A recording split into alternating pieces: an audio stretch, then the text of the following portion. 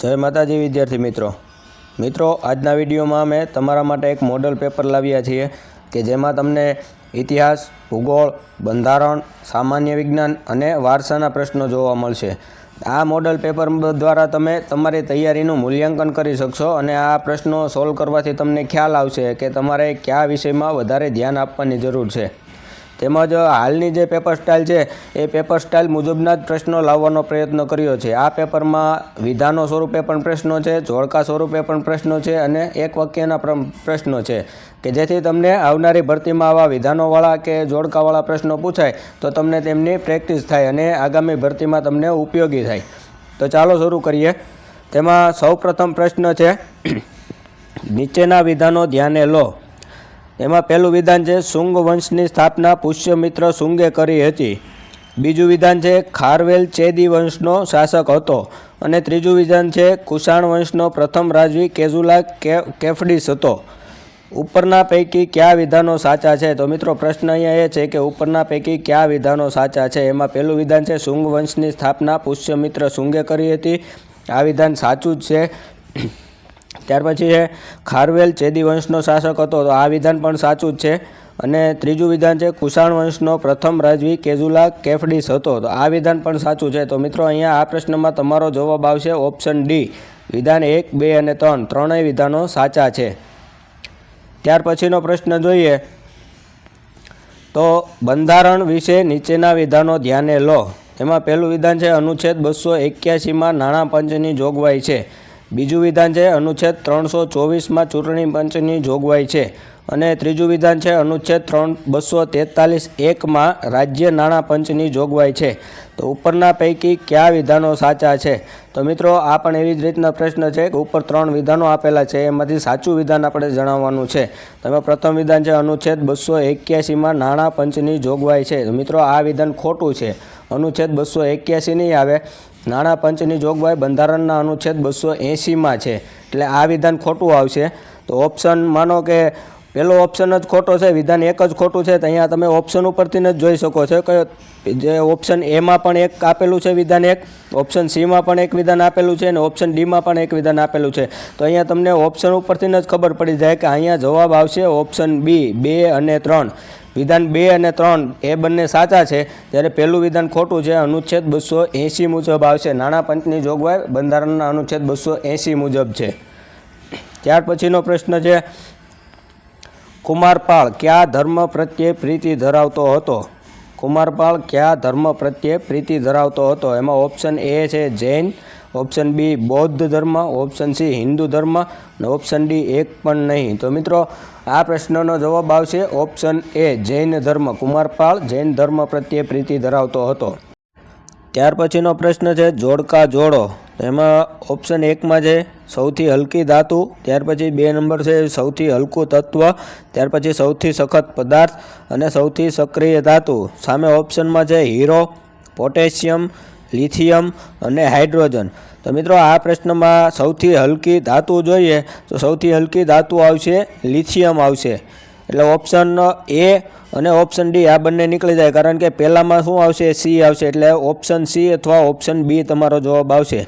ત્યાર પછી છે સૌથી હલકું તત્વ, તો સૌથી હલકું તત્વ આવશે હાઇડ્રોજન। તો બીજામાં ડી આવશે, તો અહીંયા પણ ડી છે અને અહીંયા પણ ડી છે। તો હજી એક આપણે જોઈ લઈએ કે સૌથી સખત પદાર્થ, સૌથી સખત પદાર્થ આવશે હીરો, તો ઓપ્શન ત્રીજામાં એ આવશે, ત્રીજામાં એ, તો તમારો ઓપ્શન આવશે સાચો ઓપ્શન બી જવાબ આવશે। અને સૌથી સક્રિય ધાતુ જે આવે એ છે પોટેશિયમ। તો સૌથી હલકી ધાતુ કઈ આવશે? લિથિયમ આવશે, સૌથી હલકું તત્વ હાઇડ્રોજન, સૌથી સખત પદાર્થ હીરો અને સૌથી સક્રિય ધાતુ આવશે પોટેશિયમ। ત્યાર પછીનો પ્રશ્ન જોઈએ તો ત્યાર પછીનો પ્રશ્ન છે સમ્રાટ અશોકે બૌદ્ધ ધર્મની દીક્ષા કોની પાસેથી લીધી હતી? તો મિત્રો આ પ્રશ્નનો જવાબ આવશે ઓપ્શન સી ઉપગુપ્ત। સમ્રાટ અશોકે ઉપગુપ્ત પાસેથી બૌદ્ધ ધર્મની દીક્ષા લીધી હતી। ત્યાર પછીનો પ્રશ્ન છે વાકળ પ્રદેશ કઈ 2 નદીઓ વચ્ચે આવેલો છે? તો મિત્રો આ પ્રશ્નનો જવાબ આવશે તમારે ઓપ્શન ડી, મહી અને ઢાઢર। વાકળ પ્રદેશ મહી નદી અને ઢાઢર નદી વચ્ચે આવેલો છે। ત્યાર પછીનો પ્રશ્ન છે નીચેનામાંથી કયા રાજ્યમાંથી કર્કવૃત પસાર થતું નથી? મિત્રો અહીંયા ખાસ યાદ રાખજો, કયા રાજ્યમાંથી કર્કવૃત પસાર થતું નથી આવે છે, એટલે આ એક તમે ખાસ યાદ રાખજો. આવો પ્રશ્ન પણ પૂછાઈ શકે. તમે જોઈ લો કે નીચેનામાંથી કયા રાજ્યમાંથી કર્કવૃત પસાર થાય છે એવું માનીને તમે ડાયરેક્ટ ઓપ્શન એ લખી નાખો છત્તીસગઢમાંથી પસાર થાય છે એમ નહીં. પ્રશ્ન સમજજો કે કયા રાજ્યમાંથી પસાર થતું નથી. નથી એટલે કયો આવશે ઓપ્શન? તો કોઈ ઓપ્શન બી આવશે, મણિપુરમાંથી કર્કવૃત પસાર થતું નથી. ત્યાર પછીનો પ્રશ્ન છે, નીચેના વિધાનો ધ્યાને લો. તેમાં પહેલું વિધાન છે, હેરોડોટ્સને ઇતિહાસના પિતા માનવામાં આવે છે. બીજું વિધાન છે, મેગસ્થનીસને ભારતના ઇતિહાસના પિતા માનવામાં આવે છે. ત્રીજું વિધાન છે, મેગસ્થનીસે ઇન્ડિકા નામનું પુસ્તક લખ્યું હતું. અને ચોથું વિધાન છે, હેરોડોટ્સે હિસ્ટ્રી નામનું પુસ્તક લખ્યું હતું. તો ઉપરના પૈકી સાચા વિધાનો ક્યાં છે? તો મિત્રો પ્રથમ વિધાન છે, હેરોડોટ્સને ઇતિહાસના પિતા માનવામાં આવે છે, આ વિધાન સાચું છે. ત્યાર પછી મેગસ્થનીસને ભારતના ઇતિહાસના પિતા માનવામાં આવે છે, આ વિધાન પણ સાચું છે. ભારતના ઇતિહાસના પિતા મેગસ્થનીસ છે, જ્યારે ઇતિહાસના પિતા પૂછે તો હેરોડોટ્સ આવશે. બંને વિધાન સાચા છે. ત્યાર પછી છે, મેગસ્થનીસે ઇન્ડિકા નામનું પુસ્તક લખ્યું હતું, આ ઓપ્શન પણ સાચો છે, આ વિધાન પણ સાચું છે. અને હેરોડોટ્સે હિસ્ટ્રી નામનું પુસ્તક લખ્યું હતું. મિત્રો આ વિધાન ખોટું છે. હેરોડોટ્સે હિસ્ટ્રી નહીં પરંતુ હિસ્ટોરિકા નામનું પુસ્તક લખ્યું હતું. તો અહીંયા તમારો સાચો જવાબ થાય છે ઓપ્શન સી. વિધાન 1, 2 અને 3 આ 3 વિધાનો સાચા છે. ચોથું વિધાન આવશે, હેરોડોટ્સે હિસ્ટોરિકા નામનું પુસ્તક લખ્યું હતું. ત્યાર પછીનો પ્રશ્ન છે, નીચે આપેલા સ્થળ અને ત્યાંની વખણાતી વસ્તુઓ બાબતે કયો વિકલ્પ યોગ્ય નથી? તો ઓપ્શન એમાં છે સાવરકુંડલા, તો વજન કાંટા માટે વખણાય છે. વાસદ છે તુવેર દાળ માટે વખણાય છે. અને ઉમરેઠ છે અસ્ત્રા માટે વખણાય છે. તો મિત્રો અહીંયા ત્રણેય વિધાનો સાચા છે, એટલે અહીંયા ઓપ્શન જવાબ આવશે ઓપ્શન ડી, એક પણ નહીં. ત્રણેય વિધાનો સાચા છે. સાવરકુંડલા વજન કાંટા માટે પણ વખણાય છે, વાસદ છે તુવેર દાળ માટે વખણાય છે, અને ઉમરેઠ અસ્ત્રા માટે વખણાય છે. ત્રણેય વિધાનો સાચા છે, તો અહીંયા જવાબ આવશે એક પણ નહીં. ત્યાર પછીનો પ્રશ્ન છે, નીચેના પૈકી કયા મુદ્દાઓ પર સંસદના બંને ગૃહોની વિશેષ બહુમતીની આવશ્યક છે? ઓપ્શન એ છે મૂળભૂત અધિકારો, ઓપ્શન બી છે રાજ્યનીતિના માર્ગદર્શક સિદ્ધાંતો, ઓપ્શન સી છે બંને, અને ઓપ્શન ડી છે એક પણ નહીં. તો મિત્રો આ પ્રશ્નનો જવાબ આવશે ઓપ્શન સી બંને. નીચેના પૈકી કયા મુદ્દાઓ પર સંસદના બંને ગૃહોની વિશેષ બહુમતી આવશ્યક છે? તો બંને આવશે. મૂળભૂત અધિકારો પર પણ વિશેષ બહુમતી જોઈએ અને રાજ્યનીતિના માર્ગદર્શક સિદ્ધાંતો પર પણ વિશેષ બહુમતીની જરૂર પડે છે. તો ઓપ્શન સી બંને આ જવાબ સાચો છે. ત્યાર પછીનો પ્રશ્ન છે, આવર્ત કોષ્ટકનું પ્રથમ તત્વ કયું છે? Option A helium, option B hydrogen, option C nitrogen કે ઓપ્શન ડી લિથિયમ. તો મિત્રો આવર્ત કોષ્ટકનું પ્રથમ તત્વ હાઇડ્રોજન, ઓપ્શન બી એ સાચો જવાબ છે. આવર્ત કોષ્ટકનું પ્રથમ તત્વ કયું છે? હાઇડ્રોજન છે. તો ઓપ્શન બી તમારો જવાબ આવશે. ત્યાર પછીનો પ્રશ્ન છે, સોલંકી વંશમાં સૌથી વધુ લાંબા સમય સુધી શાસન કયા રાજાએ કર્યું હતું? તો મિત્રો ઓપ્શન એ છે Siddharaj Jaysinh, option B Karnadev Solanki, option C Bhimdev બીજો અને ઓપ્શન ડી ભીમદેવ પહેલો. તો મિત્રો આ પ્રશ્નમાં તમારો જવાબ આવશે ઓપ્શન સી ભીમદેવ બીજો. સોલંકી વંશમાં સૌથી લાંબો સમય શાસન કરનાર રાજા કોણ હતો? તો ભીમદેવ બીજો હતો. ત્યાર પછીનો પ્રશ્ન છે, નીચેના વિધાનો ધ્યાને લો. એમાં વિધાન 1 છે કાત્યોકનો મેળો સિદ્ધપુર ખાતે ઉજવાય છે. વિધાન 2 છે માણેકઠારીનો મેળો શામળાજી ખાતે ઉજવાય છે. વિધાન 3 છે પલ્લીનો મેળો રૂપાલ ખાતે ઉજવાય છે. અને વિધાન 4 છે ચિત્ર વિચિત્રનો મેળો ગુણભાખરી ખાતે ઉજવાય છે. ઉપરના પૈકી કયા વિધાનો સાચા છે? તો મિત્રો પ્રથમ વિધાન છે કાત્યોકનો મેળો સિદ્ધપુર ખાતે ઉજવાય છે, આ વિધાન સાચું છે. પછી બીજું વિધાન છે માણેકઠારીનો મેળો શામળાજી ખાતે ઉજવાય છે, આ વિધાન ખોટું છે. મિત્રો માણેકઠારીનો મેળો ડાકોર ખાતે ઉજવાય છે, શામળાજી ખાતે નહીં, ડાકોર ખાતે ઉજવાય છે, આ વિધાન ખોટું છે. તો અહીંયા તમે ઓપ્શન ઉપરથી જ તમારો જવાબ લખી શકો છો. ઓપ્શન બી તમારો જવાબ આવશે 1, 3 અને 4, કારણ કે ઓપ્શન એમાં પણ 2 છે, ઓપ્શન સીમાં પણ 2 છે અને ઓપ્શન ડીમાં પણ 2 છે. તો આ 2 વિધાન ઉપરથી જ તમે જવાબ લખી શકો, ઓપ્શન બી આવશે. પલ્લીનો મેળો રૂપાલ ખાતે ઉજવાય છે અને ચિત્ર વિચિત્રનો મેળો ગુણભાખરી ખાતે ઉજવાય છે. તો અહીંયા તમારો જવાબ થશે ઓપ્શન બી વિધાન 1, 3 અને 4 સાચા છે. ત્યાર પછીનો પ્રશ્ન છે કોટોપેક્સી જ્વાળામુખી ક્યાં આવેલો છે? Option A Ecuador, option B Italy, option C Peru અને ઓપ્શન ડી ઇન્ડોનેશિયા. તો મિત્રો આ પ્રશ્નનો જવાબ છે ઓપ્શન એ ઇક્વાડોર. કોટોપેક્સી જ્વાળામુખી છે એ ઇક્વાડોર ખાતે આવેલો છે. ત્યાર પછીનો પ્રશ્ન છે પાણીપતનું બીજું યુદ્ધ ક્યારે થયું હતું? Option A 1526, option B 1536, option C 1546 કે ઓપ્શન ડી 1556. તો મિત્રો આ પ્રશ્નનો જવાબ આવશે તમારો ઓપ્શન ડી 1556. પાણીપતનું બીજું યુદ્ધ ઈસવીસન 1556માં થયું હતું. તો આ પ્રશ્નનો જવાબ આવશે તમારો ઓપ્શન ડી. ત્યાર પછીનો પ્રશ્ન છે જોડકા જોડો. જોડકા જોડો એમાં છે એક છે રોલેટ એક્ટ, બીજું છે અસહકાર આંદોલન, ઓપ્શન 3 છે ક્રિપ્સ મિશન અને ઓપ્શન 4 છે ઓગસ્ટ ઓફર. સામે ઓપ્શનમાં છે એમાં છે 1942, બીમાં 1940, સીમાં 1919 અને ડીમાં છે 1920. તો મિત્રો આમાં તમે જોઈએ તો રોલેટ એક્ટ જે છે એ ક્યારે આવ્યો હતો? રોલેટ એક્ટ આવ્યો હતો 1919માં. તો પહેલામાં ઓપ્શન સી આવશે. તો મિત્રો અહીંયા જોઈએ તો ઓપ્શન બી અથવા ઓપ્શન સી આ બેમાંથી એક સાચા હશે, કારણ કે પહેલામાં સી આવે એવા બે જ ઓપ્શન છે, ઓપ્શન બી અને ઓપ્શન સી. ત્યાર પછી અસહકાર આંદોલન છે એ ક્યારે થયું હતું? 1920માં. તો 1920માં અસહકાર આંદોલન થયું હતું. ત્યાર પછી છે ક્રિપ્સ મિશન. ક્રિપ્સ મિશન ક્યારે ભારતમાં આવ્યું હતું? તો 1942માં. ત્રીજામાં ઓપ્શન એ આવશે. તો અહીંયા તમારો જવાબ ઓપ્શન સી સાચો જવાબ આવશે. ઓગસ્ટ ઓફર છે એ ક્યારે રજૂ કરવામાં આવી હતી? ઓગસ્ટ ઓફર 1940માં રજૂ કરવામાં આવી હતી. તો ઓપ્શન સી તમારો સાચો જવાબ થશે. પહેલામાં સી આવશે એટલે કે રોલેટ એક્ટ 1919માં આવશે. બીજામાં ડી અસહકાર આંદોલન 1920માં થયું હતું. ત્રીજામાં એ ક્રિપ્સ મિશન 1942માં ભારતમાં આવ્યું હતું. અને ચોથામાં બી આવશે ઓગસ્ટ ઓફર 1940માં રજૂ કરવામાં આવી હતી. ત્યાર પછીનો પ્રશ્ન છે ગ્રામ પંચાયતની સમિતિઓમાં કઈ સમિતિની રચના ફરજિયાત નથી? ઓપ્શન એ સામાજિક ન્યાય સમિતિ, ઓપ્શન બી કારોબારી સમિતિ, ઓપ્શન સી પાણી સમિતિ અને ઓપ્શન ડી બી અને સી બંને. મિત્રો આ પ્રશ્નનો જવાબ આવશે ઓપ્શન બી કારોબારી સમિતિ. ગ્રામ પંચાયતની સમિતિઓમાં કારોબારી સમિતિ ફરજિયાત નથી, જ્યારે સામાજિક ન્યાય સમિતિ અને પાણી સમિતિ બનાવવી ફરજિયાત છે, કે જ્યારે કારોબારી સમિતિ જે છે એ બનાવવી ફરજિયાત નથી. ત્યાર પછીનો પ્રશ્ન છે નીચેનામાંથી કોષનું પાવર હાઉસ કોને કહેવાય છે? નીચેનામાંથી કોને કોષનું પાવર હાઉસ કહેવાય છે? Option A lysosome, option B ribosome, option C કોષ કેન્દ્ર અને ઓપ્શન ડી કણાભ સૂત્ર. તો મિત્રો આ પ્રશ્નનો સાચો જવાબ આવશે ઓપ્શન ડી કણાભ સૂત્ર. કોષનું પાવર હાઉસ કોને કહેવાય છે? કણાભ સૂત્રને કહેવાય છે. ત્યાર પછીનો પ્રશ્ન છે હવામાં રહેલ ભેજ માપવા માટે કયું સાધન વપરાય છે? મિત્રો આ પ્રશ્નનો જવાબ ઓપ્શન એ છે હાઇડ્રોમીટર, ઓપ્શન બી છે બેરોમીટર, ઓપ્શન સી છે હાઇગ્રોમીટર અને ઓપ્શન ડી છે લેક્ટોમીટર.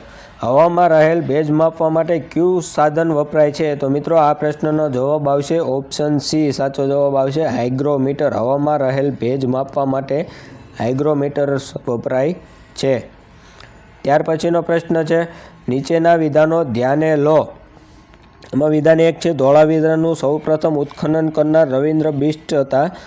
ધોળાવીરાનું સૌપ્રથમ ઉત્ખનન રવિન્દ્રસિંહ બિષ્ટે કર્યું હતું. વિધાન 2 છે ધોળાવીરામાંથી મણકા, બંગડીઓ, પકવેલા માટીના વાસણો મળી આવ્યા હતા. અને વિધાન 3 છે ધોળાવીરાને 2022માં યુનેસ્કો દ્વારા વિશ્વ ધરોહર સ્થળ જાહેર કરવામાં આવ્યું હતું. ઉપરના પૈકી કયા વિધાનો સાચા છે? તો મિત્રો એમાં પ્રથમ વિધાન શું છે કે ધોળાવીરાનું સૌપ્રથમ ઉત્ખનન રવિન્દ્રસિંહ બિષ્ટે કર્યું હતું. આ વિધાન ખોટું છે મિત્રો. ધોળાવીરાનું સૌપ્રથમ ઉત્ખનન જગતપતિ જોશીએ કર્યું હતું. રવિન્દ્રસિંહ બિષ્ટ નહીં આવે, અહીંયા જગતપતિ જોશી આવશે. સૌપ્રથમ ઉત્ખનન જગતપતિ જોશીએ કર્યું હતું. ત્યારબાદ રવિન્દ્રસિંહ બિષ્ટે ધોળાવીરાનું ઉત્ખનન કર્યું હતું. બીજો ઓપ્શન છે ધોળાવીરામાંથી મણકા, બંગડીઓ, પકવેલી માટીના વાસણો મળી આવ્યા હતા. આ વિધાન સાચું છે મિત્રો. અને ત્રીજું વિધાન છે ધોળાવીરાને 2022માં યુનેસ્કો દ્વારા વિશ્વ ધરોહર સ્થળ જાહેર કરવામાં આવ્યું હતું. આ વિધાન પણ ખોટું છે મિત્રો. ધોળાવીરાને 2021માં યુનેસ્કો દ્વારા વિશ્વ ધરોહર સ્થળ જાહેર કરવામાં આવ્યું હતું. તો મિત્રો અહીંયા તમારો સાચો જવાબ આવશે માત્ર વિધાન 2 જ સાચું છે. તો તમારો સાચો જવાબ ઓપ્શન સી આવશે, માત્ર 2. ધોળાવીરાનું સૌપ્રથમ ઉત્ખનન કોણે કર્યું હતું? જગતપતિ જોશીએ. અને ધોળાવીરાને 2021માં યુનેસ્કો દ્વારા વિશ્વ ધરોહર સ્થળમાં જાહેર કરવામાં આવ્યું હતું. ત્યાર પછીનો પ્રશ્ન છે મિત્રો, પ્રશ્ન 21માં ભવાઈનો વેશ શીખવનારને શું કહેવાય છે? ઓપ્શન એ મૂછબંધ, ઓપ્શન બી વેશગોળ, ઓપ્શન સી કાંચળિયા, ઓપ્શન ડી પડપાડરિયો. મિત્રો આ પ્રશ્નનો જવાબ તમે કોમેન્ટ સ્વરૂપે આપજો. કોમેન્ટમાં જણાવજો કે ભવાઈનો વેશ શીખવનારને શું કહેવાય છે. ત્યાર પછીનો પ્રશ્ન છે નીચેના પૈકી કયો પ્રાથમિક રંગ નથી? Option A Lal, option B પીળો, ઓપ્શન સી લીલો, ઓપ્શન ડી વાદળી. તો મિત્રો આ પ્રશ્નનો સાચો જવાબ આવશે ઓપ્શન બી પીળો. પીળો એ પ્રાથમિક રંગ નથી. લાલ, લીલો અને વાદળી આ 3 પ્રાથમિક રંગ છે. ત્યાર પછીનો પ્રશ્ન છે નીચે આપેલા વિધાનોમાંથી સાચા વિધાનો પસંદ કરો. વિધાન 1 છે કે તાલુકા પંચાયતમાં સભ્ય સંખ્યા 16 અને 32 એટલે કે ઓછામાં ઓછી 16 અને વધુમાં વધુ 32 હોય છે. વિધાન 2 છે ગ્રામ પંચાયતમાં સભ્ય સંખ્યા ઓછામાં ઓછી 8 અને વધુમાં વધુ 16 હોય છે. અને વિધાન 3 છે કે 500થી 25,000 સુધીની વસ્તી ધરાવતા ગામમાં ગ્રામ પંચાયત હોય છે. અને વિધાન 4 છે પંચાયતી રાજમાં મહત્વનું એકમ ગ્રામ પંચાયત છે. તો ઓપ્શન 1 કે કયા વિધાનો સાચા છે? આમાં ઓપ્શન એ છે 1, 2 અને 4, ઓપ્શન બી છે 2, 3, 4, ઓપ્શન સી છે 1, 3 અને 4 અને ઓપ્શન ડી છે આપેલા તમામો. તો આમાંથી કયા વિધાનો સાચા છે મિત્રો? તો તાલુકા પંચાયતમાં સભ્ય સંખ્યા ઓછામાં ઓછી 16 અને 32 હોય છે, આ વિધાન સાચું છે. ગ્રામ પંચાયતમાં સભ્ય સંખ્યા ઓછામાં ઓછી 8 અને વધુમાં વધુ 16 હોય છે, આ વિધાન પણ સાચું છે. પછી 500થી 25,000 સુધીની વસ્તી ધરાવતા ગામમાં ગ્રામ પંચાયત હોય છે, આ વિધાન પણ સાચું છે. અને પંચાયતી રાજમાં મહત્વનું એકમ ગ્રામ પંચાયત છે, આ વિધાન પણ સાચું છે. તો અહીંયા તમારો જવાબ આવશે ઓપ્શન ડી, આપેલા તમામ વિધાનો સાચા છે. ત્યાર પછીનો પ્રશ્ન છે નીચે આપેલા વિધાનો પૈકી સત્ય વિધાન તપાસો. એમાં વિધાન 1 છે બિહુ આસામનું પ્રસિદ્ધ નૃત્ય છે. વિધાન 2 છે ભરતનાટ્યમ તમિલનાડુનું નૃત્ય છે. વિધાન 3 છે કુચીપુડી આંધ્રપ્રદેશનું નૃત્ય છે. અને વિધાન 4 છે કથકલી કેરળનું નૃત્ય છે. તો મિત્રો સાચા વિધાનો જોઈએ તો પહેલું વિધાન સાચું છે, બિહુ આસામનું પ્રસિદ્ધ નૃત્ય છે. ભરતનાટ્યમ તમિલનાડુનું નૃત્ય છે, આ વિધાન પણ સાચું છે. કુચીપુડી આંધ્રપ્રદેશનું નૃત્ય છે, આ વિધાન પણ સાચું છે. અને કથકલી કેરળનું નૃત્ય છે, આ વિધાન પણ સાચું છે. તો અહીંયા પણ તમારો જવાબ આવશે ઓપ્શન ડી, આપેલા તમામ વિધાનો સાચા છે. ત્યાર પછીનો પ્રશ્ન છે પ્રશ્ન નંબર 25 છે નીચેનામાંથી કોણ બંધારણની ડ્રાફ્ટિંગ સમિતિના સભ્ય ન હતા? ખાસ જોજો મિત્રો, અહીંયા સભ્ય ન હતા એવું પ્રશ્ન પૂછ્યો છે. ઓપ્શન એમાં છે Krishnaswami Iyer, option B Rajendra Prasad, option C BR Ambedkar અને ઓપ્શન ડી છે ગોપાલ સ્વામી આયંગર. તો મિત્રો બંધારણની ડ્રાફ્ટિંગ સમિતિના સભ્ય કોણ ન હતા? તો ઓપ્શન બી આવશે રાજેન્દ્ર પ્રસાદ બંધારણની ડ્રાફ્ટિંગ સમિતિના સભ્ય ન હતા. ત્યાર પછીનો છેલ્લો પ્રશ્ન છે કેબિનેટ મિશનમાં નીચેનામાંથી કયા સભ્યોનો સમાવેશ થતો નથી? તો મિત્રો ઓપ્શન એ છે Stafford Cripps, option B Pethick Lawrence, option C Clement Attlee અને ઓપ્શન ડી છે એવી એલેક્ઝાન્ડર. તો આપણે ઇતિહાસમાં આપણે જાણીએ છીએ કે કેબિનેટ મિશન આવ્યું હતું ને તેમાં 3 સભ્યો હતા. તો આમાંથી કયા 3 સભ્યો કેબિનેટ મિશનમાં આવ્યા હતા? તો ઓપ્શન તમારે કોનો સમાવેશ થતો નથી? તો મિત્રો આમાં ક્લેમેન્ટ એટલીનો સમાવેશ નહીં થાય. ઓપ્શન સી તમારો જવાબ આવશે. સ્ટેફર્ડ ક્રિપ્સ, પેથિક લોરેન્સ અને એવી એલેક્ઝાન્ડર આ 3 સભ્યો કેબિનેટ મિશનમાં સામેલ હતા, જ્યારે ક્લેમેન્ટ એટલી કેબિનેટ મિશનમાં સામેલ નહોતા. તો અહીંયા તમારો જવાબ આવશે ઓપ્શન સી, ક્લેમેન્ટ એટલી. તો મિત્રો આજના વિડીયોમાં અમે તમારા માટે 26 પ્રશ્નો લાવ્યા છીએ. તેમાંથી પ્રશ્ન નંબર જે 21 છે એનો જવાબ તમે કોમેન્ટ સ્વરૂપે જવાબ આપજો કે ભવાઈનો વેશ શીખવનારને શું કહેવાય છે. તો તમારો જવાબ કોમેન્ટ સ્વરૂપે અમને આપજો. અને જો આ પ્રશ્નપત્ર તમને પસંદ આવ્યું હોય તો અમારા વિડીયોને લાઈક જરૂર કરજો.